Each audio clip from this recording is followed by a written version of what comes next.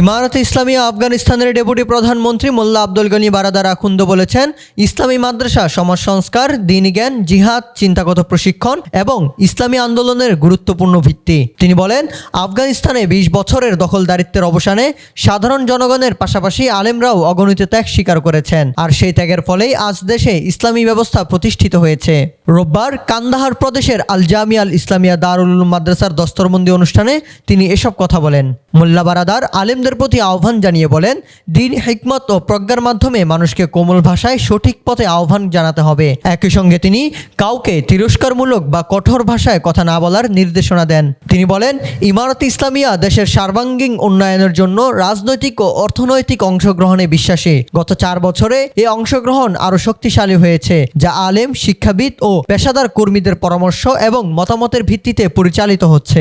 আপনার ইভেন্টের পরিকল্পনা থেকে বাস্তবায়ন এখন এক ঠিকানায়। মেহফিলিস্তান নিখুঁত ইভেন্টের বিশ্বস্ত নাম। তিনি আরও বলেন, আফগানিস্তানে তুলনামূলকভাবে বর্তমান রাজনৈতিক ক্ষমতা সবচেয়ে স্থিতিশীল ও ভারসাম্যপূর্ণ অবস্থায় রয়েছে। তার মতে, শাসন ব্যবস্থা ও সরকারের কাঠামোর মধ্যে আলাদা রাজনৈতিক ধারা, বিরোধী ধারা এবং জাতীয় সিদ্ধান্তের বিরুদ্ধে হুমকিস্বরূপ কর্মকাণ্ড বিলুপ্ত হয়েছে।